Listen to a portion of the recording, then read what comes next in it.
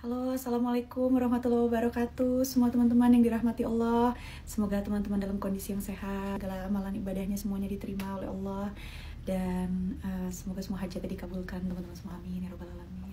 Teman-teman, saya Selina Evangelista. Pertama saya mau mohon maaf atas kegaduhan yang terjadi dan berita-berita fitnahan tentang saya yang beredar. Saya rasa saat ini saya perlu mengklarifikasikan berita-berita tersebut satu persatu karena banyak ya berita tentang saya. Jadi sedikit saja saya klarifikasikan. Sejujurnya tadinya, kenapa saya baru klarifikasi sekarang, karena tadinya saya merasa gak perlulah. Yang penting yang perlu bagi saya adalah bukan validasi dari teman-teman semua, tapi bagaimana Allah maha melihat, Allah maha tahu, dan semua orang-orang terdekat saya, orang-orang yang kenal saya dan tahu saya, tahu bahwa itu semua tidak benar. Dan orang-orang yang membenci, mau diklarifikasikan bagaimanapun juga tetap aja akan membenci. Dan teman-teman, karena ini udah mulai merugikan beberapa pihak lain, bukan hanya diri saya sendiri. Jadi saya rasa dengan kasih saya perlu mengklarifikasikan semuanya. Teman-teman, ada beberapa berita yang beredar tentang saya dan itu semua adalah fitnah. Saya mau menjelaskan satu persatu dan saya mohon pengertiannya untuk teman-teman semua. Stop menyebarkan berita-berita yang tidak terbukti faktanya sama sekali. Yang pertama, tentang saya memeluk agama Islam, katanya karena saya mau menikah dengan sahabat saya yang namanya Maruf Asari.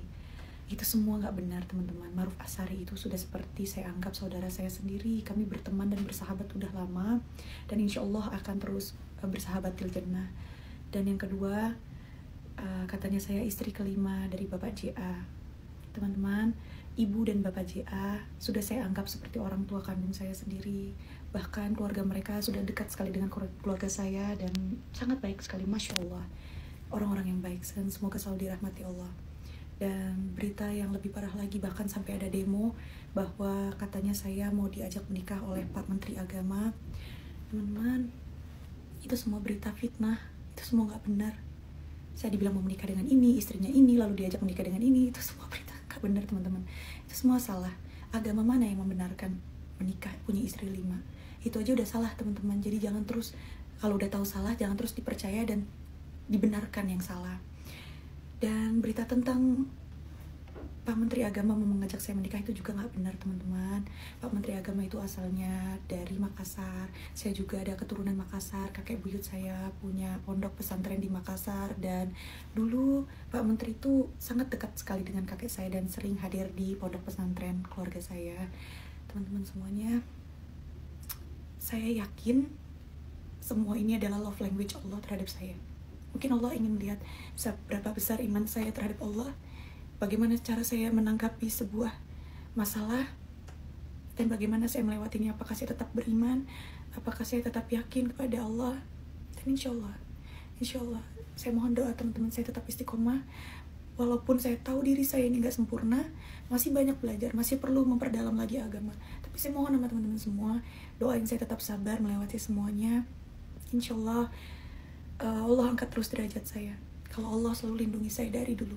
Dari dulu saya punya banyak berita yang miring tentang saya, tapi Allah terus angkat derajat saya. Allah gak pernah kasih hidup saya semakin buruk. Dari dulu sampai sekarang hidup saya semakin menanjak dan semakin naik. Dan Alhamdulillah saya sekarang dapat hidayah yang Masya Allah banget. Allah sayang sekali sama saya.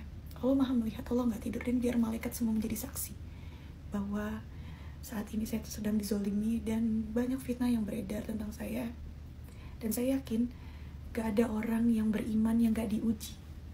Bahkan Nabi pun difitnah, bahkan istri Rasul pun difitnah. Lalu siapa saya?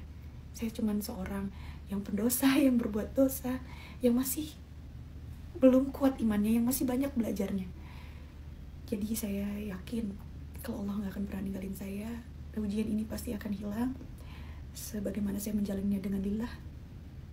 Saya butuh support dan bantuan dari teman-teman semua. Yuk kita perbanyak lagi ibadah, amalan, pahala kita, karena segala pahala itu kita dilipat gandakan, dan nauzubillah ya, dosa itu dilipat gandakan. Jadi teman-teman, kita perbanyaklah saling mendoakan, saling mendukung. Apalagi sekarang saya lagi benar-benar di sini lagi mau memperdalam agama, saya lagi mau belajar, saya lagi nggak ngapa-ngapain, tiba-tiba berita ini muncul. Allah, saya menikmati semuanya sebenarnya, karena saya rasa ya Allah lagi ngelihat saya banget nih. Allah lagi mau uji saya, Allah lagi mau angkat derajat saya. Insya Allah semuanya kalau saya lewati dengan ikhlas dapat menghapus dosa-dosa saya yang sebelum-sebelumnya. Doain saya teman-teman. Dan itu aja saya mau bilang, bahwa berita itu semuanya nggak benar, itu semua adalah fitnah. Dan buat teman-teman semua yang sedang menghadapi masalah seperti saya juga turut mendoakan teman-teman semua yang sedang terkena fitnah atau lagi dizolimi. Teman-teman, tetap teman-teman yakin sama Allah. Takdir Allah terlalu baik untuk kita curigai. Takdir Allah itu pasti baik untuk kita. Waktu Allah adalah waktu yang tepat untuk kita. Dan tidak ada manusia yang hidup di dunia ini yang gak punya masalah. Semua punya masalah. Justru Allah memberi ujian bagi orang-orang yang beriman. Tapi kita juga diberi ketenangan itu dalam melewati setiap ujian itu. Insya Allah, Allah tidak akan memberikan ujian melampaui batas hambanya. Jadi tetap doa, tetap sholat. Saya pernah dengar sholat dan doa itu seperti ibarat payung. Payung tidak bisa memberhentikan hujan, tapi payung dapat melindungi kita dari air hujan. Nah, insya Allah dalam setiap masalah, selama kita sholat, selama kita yakin, selama kita beriman, insya Allah setiap masalah apapun yang ada di dalam hidup kita, kita dikasih ketenangan. Karena kita yakin di dalam hati kita bahwa gak ada masalah yang lebih besar daripada Tuhan saya. Tuhan saya lebih besar. Allah saya maha besar. Barakallahu fiik.